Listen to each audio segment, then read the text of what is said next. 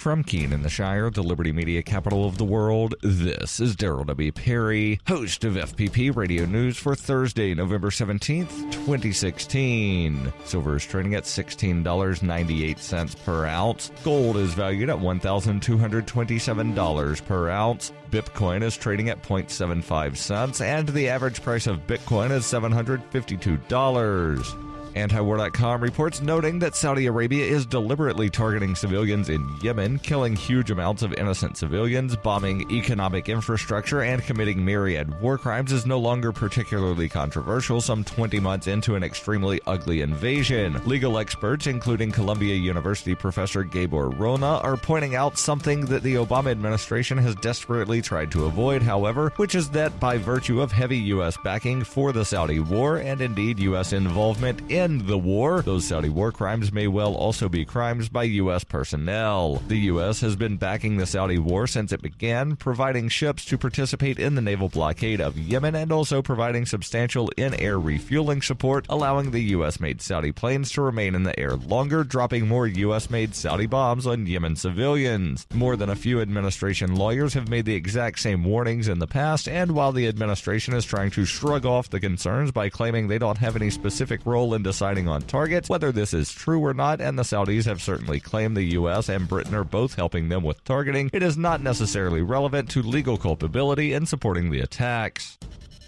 When you hear the word lobbyist, you probably think about greedy corporations, but not all lobbyists are the same. Some are fighting for the freedoms you hold dear. Liberty Lobby LLC is doing just that in New Hampshire, working hard to represent you, not some special interest group. You can help by going to libertylobby.xyz, where your contribution will give us the tools we need to ensure that your voice is heard. Visit libertylobby.xyz today to find out more.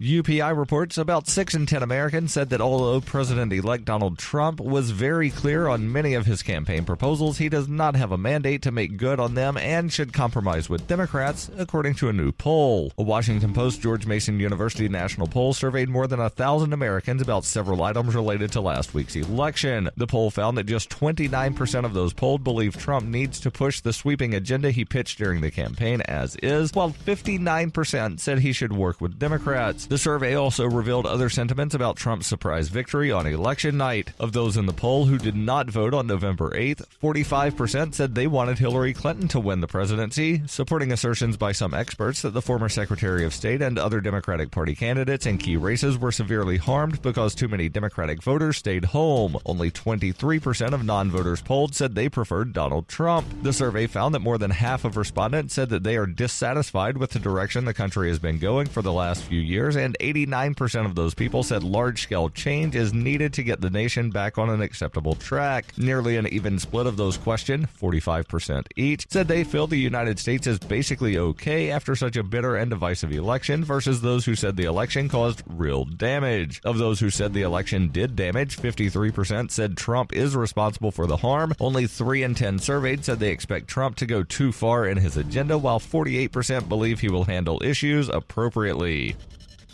For nearly 40 years, Roberts & Roberts Brokerage has been a trusted source for buying and selling precious metals like gold and silver. They also take Bitcoin for precious metal purchases and have permanently removed the minimum purchase amount for all orders paid in the digital currency. Call Roberts & Roberts today for knowledgeable advice on buying and selling precious metals and a forward-thinking approach to new technologies. 800-874-9760 or visit online at rrbi.co.